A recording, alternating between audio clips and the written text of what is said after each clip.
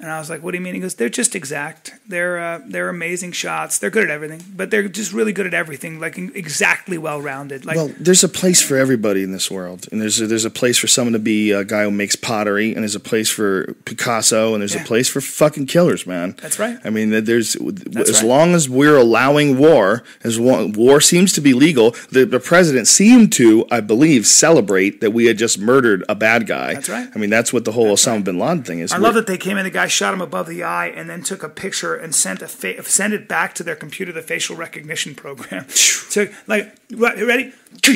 Your girl's coming at me. In the leg. Get out of the way. Like that. In the head. In case you got a suicide belt. Oh, hold on. Let me take out my Polaroid.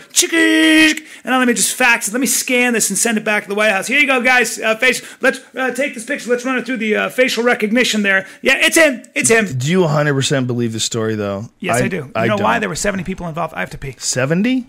Yeah, 70 commandos go and a dog. We'll run back. So and good talk luck about trying this. to cover that up. In and the with a bunch meantime, of people watching I'll your talk every move. about Jessica Lynch, where they tried to pretend there was a gun shootout, and she was actually just in a hospital. Go make your pee-pee, bro. We're going to talk about Pat Tillman, too. Conspiracies. Brian's not buying them. Brian is my most Fox News-like friend.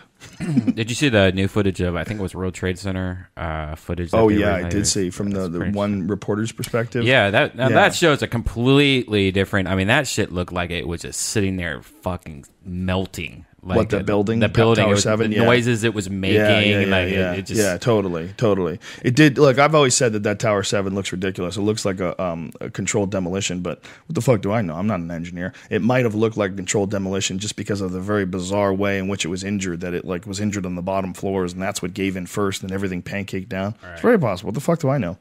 But it does look like a controlled demolition. But that video what I thought was most fascinating was all the buildings or the cars outside that had been blown up and on fire. Like, I didn't realize that had happened.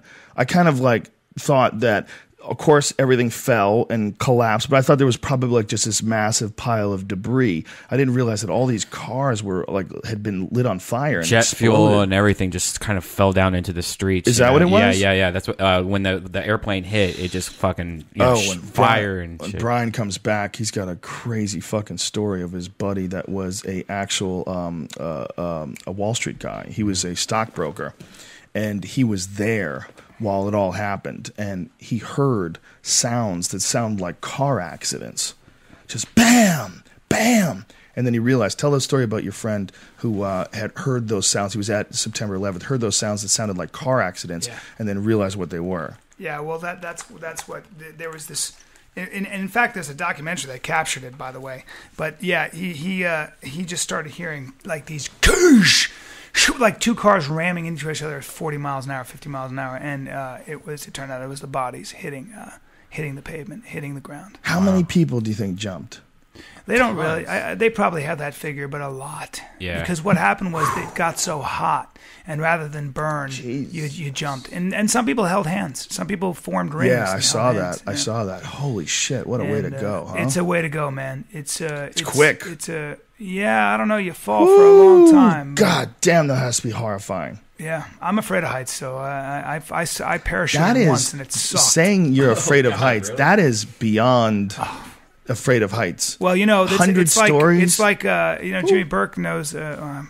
Jimmy Burke knows a certain somebody who was terrified of flying. She was seeing a therapist for it, and she finally worked up the courage to get on a plane and fly, and the plane broke in half in the middle of the air. It broke in half on takeoff, so she fell backwards in a half a plane, and you're probably alive for a little while when your plane breaks in half. That's not fun. That's wow. What if the secret is real and she manifested that, man? Hello. Or maybe she was a psychic and she predicted her own demise. Perhaps. Maybe she knew her timeline was troubled. But it raises a question. What's the way you'd want to die?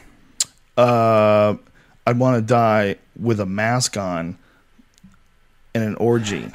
I'm glad you brought that up because it reminds me of a story I experienced. It's a story that Brian was telling me yesterday that was so good. I said, stop talking. Yeah. Stop talking and tell me this tomorrow. Well, look. You can't tell the names involved. I can't tell the names. There was a celebrity